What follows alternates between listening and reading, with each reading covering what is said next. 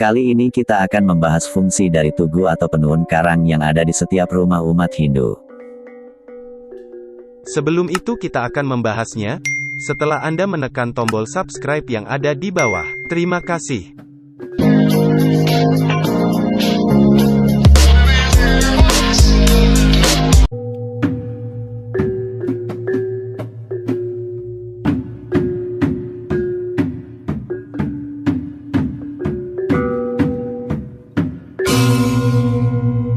Umat Hindu di Bali meyakini bahwa setiap bangunan suci atau pelinggih yang ditempatkan di pekarangan rumah atau tempat suci keluarga pasti diperuntukkan sesuai dengan fungsi dan kegunaannya.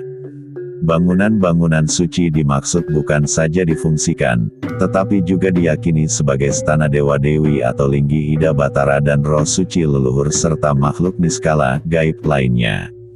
Atas dasar keyakinan, tidak perlu kita telisik dari mana munculnya keyakinan tersebut, yang jelas diyakini bahwa adanya bangunan-bangunan suci itu adalah tempat bagi manusia menjalin hubungan dengan yang niskala alam gaib. Terlebih bangunan suci Pelinggi Tugu Karang yang sering disebut dengan pengijeng karang atau penunggun karang sangat sering dihubungkan dengan hal yang niskala, baik dalam teks mitologi sastra dan sebagainya. Menariknya, Pelinggi Tugu Karang ini paling sering dihubungkan dengan hal magis dan terkesan mistis. Walaupun memang demikian adanya, bahwa hal yang mistis, gaib dan magis sangat susah dibawa dalam ranah logika dan empirik, serta selamanya ia akan tetap menjadi misteri. Namun, misteri bukan berarti kita wajib memecahkannya dengan logika, tetapi yang misteri biarlah menjadi misteri bagian dari pengalaman manusia dalam berhubungan dengan dunia niskala. Sebab ada beberapa misteri di alam niskala manusia tidak diperbolehkan memecahkannya, terlebih cerita-cerita niskala yang berkaitan dengan mistik magis, berupaya dilogikakan pasti selamanya tidak akan nyambung. Anehnya, manusia kekinian sering sekali memaksa menarik yang niskala dalam ranah skala nyata yang terbatas. Alhasil banyak manusia yang putus asa akibat kehilangan kepekaan mereka terhadap yang niskala. Tugu karang yang dibuat oleh para tetua di Bali, bukanlah hanya sekadar bangunan suci dan sesederhana pemahaman kita manusia modern yang kritis memahaminya.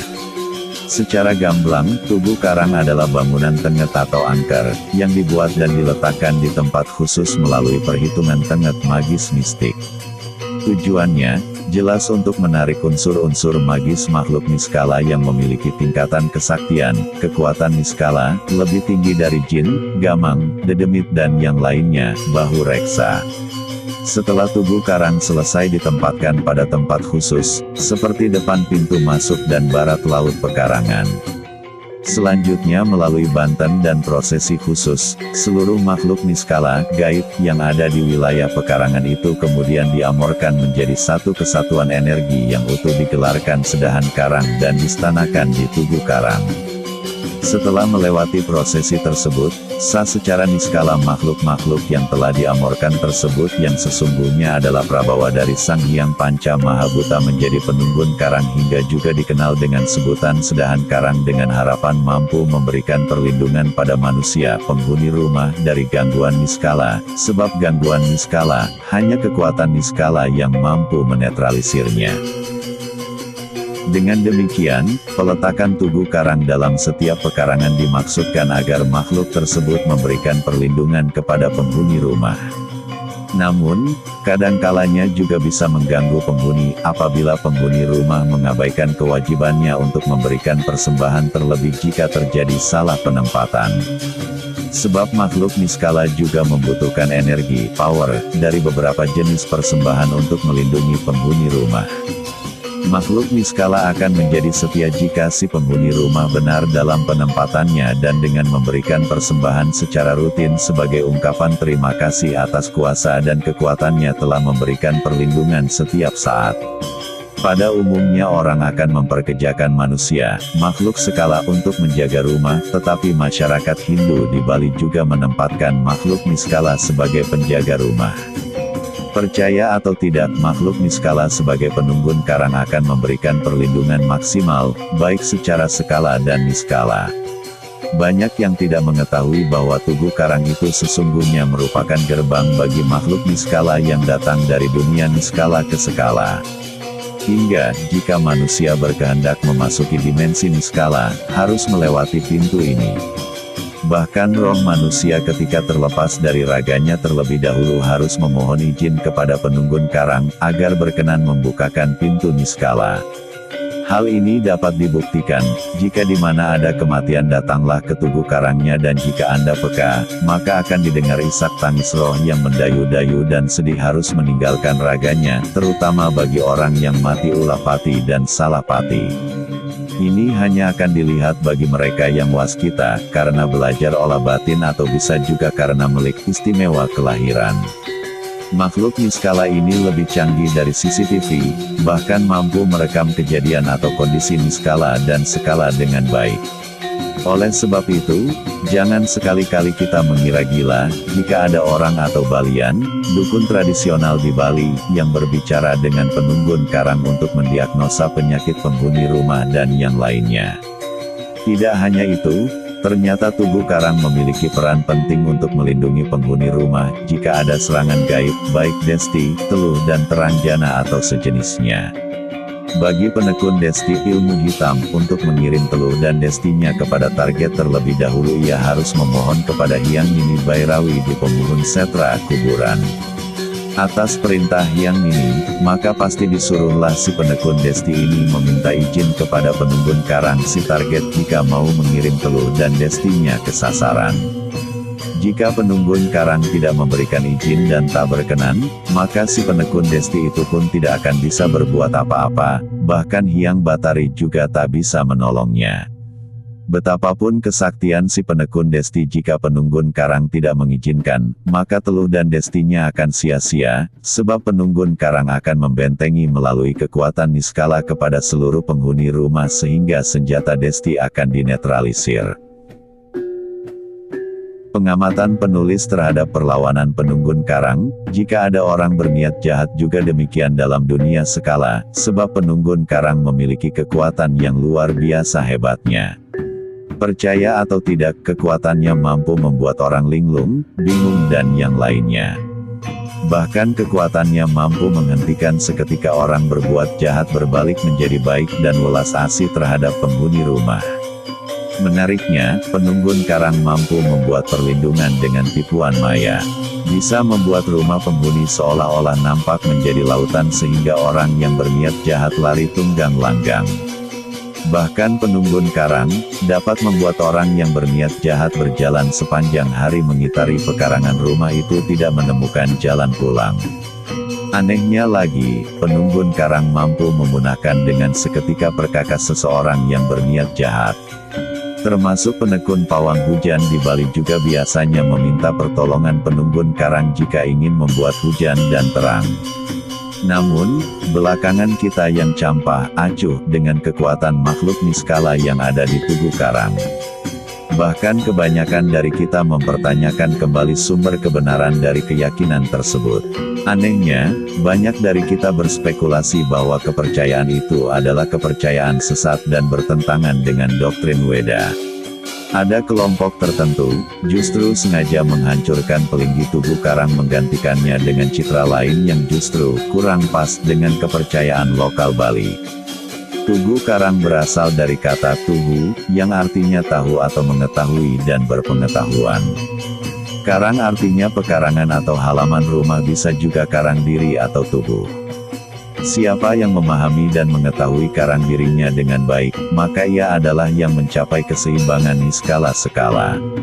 Dalam mistik Katyatmikan dan Kawisesan, Tugu Karang adalah bijaksara mantra yang utama.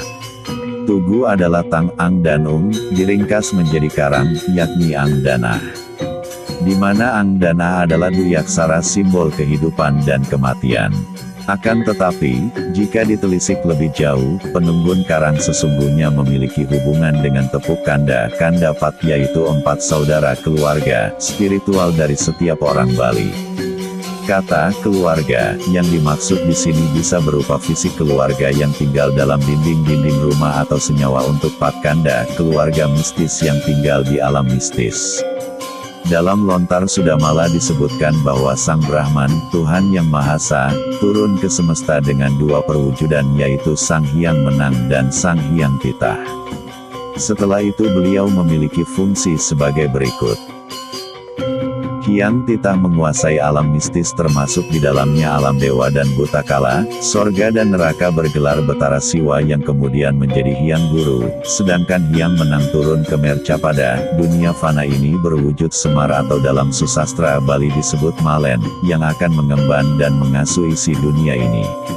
Aplikasinya, Hyang Titah berstana di Hulu, yaitu kompleks Sangga Pemerajan, sedangkan Hyang Menang berstana di Teben, yaitu di komplek bangunan perumahan berupa sedahan karang.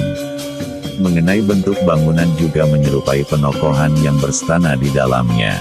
Misalnya, stana Hyang Guru selalu diidentikan dengan kemewahan dan di atasnya menggunakan tutup gelung tajuk, atau sejenisnya sebagai perlambang penguasa sorga. Sedangkan sedahan karang bentuknya menyerupai bentuk pewayangan, malen, yaitu sederhana tapi kekar dengan atasan menyerupai hiasan kuncung, seperti bentuk ornamen kepala dari wayang Semar. Sementara dalam Lontar Kala Tatwa disebutkan bahwa Ida Batara Kala bermanifestasi dalam bentuk sedahan karang, sawah, abian dengan tugas sebagai pecalang, sama seperti manifestasi beliau di Sangga Pamerajan atau Pura dengan sebutan Pangerura, Pengapit Lawang atau Pati.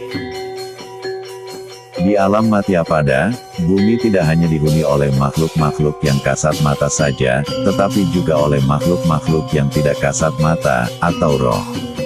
Roh-roh yang gentayangan misalnya roh jasad manusia yang lama tidak diaben, atau mati tidak wajar misalnya tertimbun belabur agung, abad ke-18 akan mencari tempat tinggal dan saling berebutan.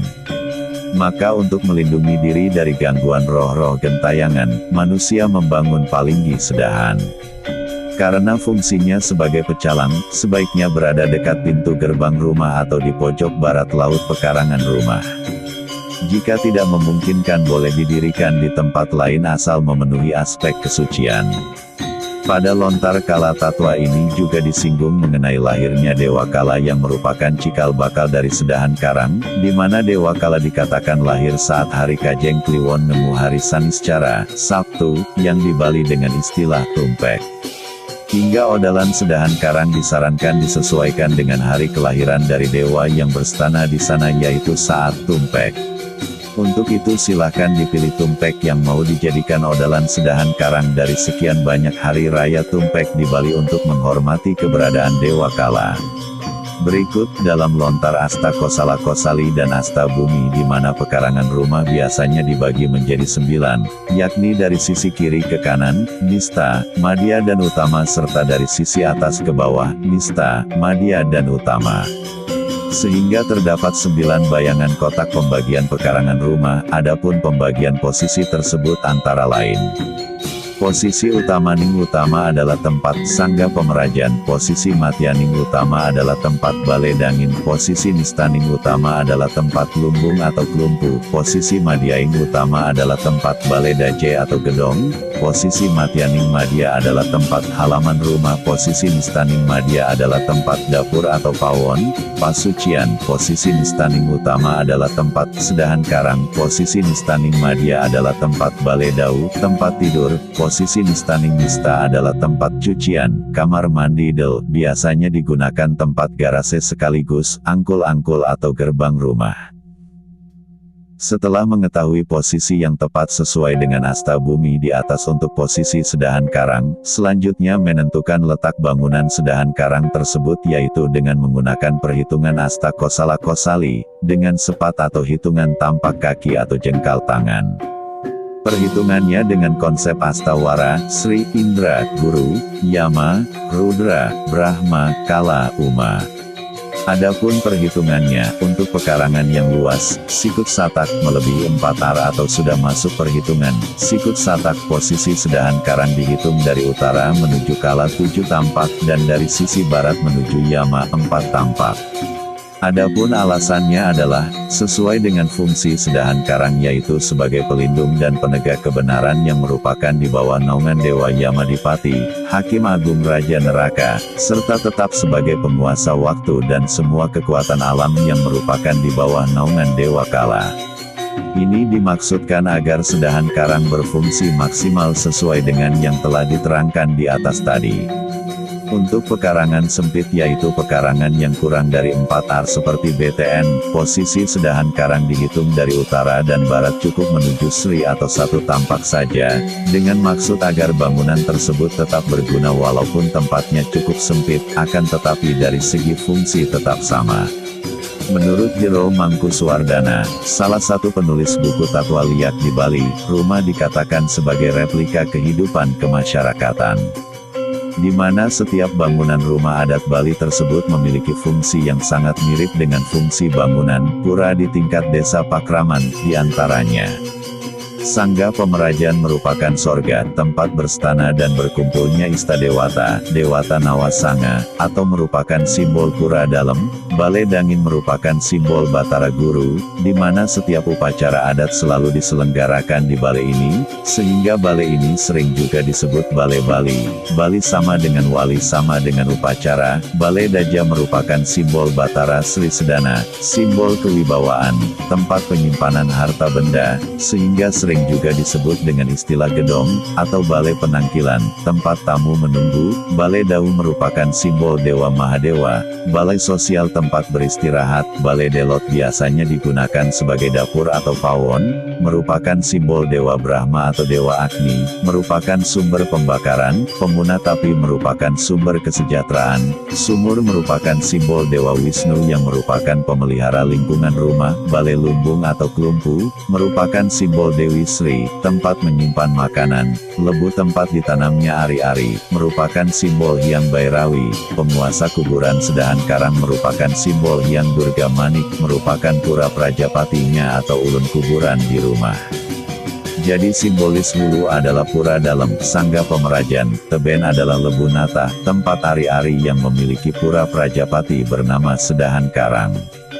Yang perlu diperhatikan adalah, bangunan Palinggi Sedahan harus memenuhi syarat. Pondamennya batu dasar terdiri dari 2 buah bata merah masing-masing Meraja Angkara dan Ongkara, sebuah batu bulitan Meraja Ang Mang Ung, berisi aka berupa 3 buah batu, merah Meraja Ang, putih Meraja Mang, dan hitam Meraja Ung, dibungkus kain putih Meraja Ang Ung Mang. Di media berisi pedagingan, pancadatu, perabot tukang, jarum, harum-haruman, 2 pala, dan keuangan dengan uang 200 kepeng, ditaruh di kendi kecil dibungkus kain Meraja Padma dengan panca aksara diikat benang tridatu, di puncak berisi bagia orti, palakerti, serta bumbung bulu yang berisi tirta wangsuh pada pura. Persyaratan ini ditulis dalam lontar Widi Papincatan dan lontar Dewa Tatwa. Jika Palinggi Sedahan tidak memenuhi syarat itu, yang melinggi bukan Batara Kala, tetapi roh-roh gentayangan itu antara lain Sang Buta Cuil.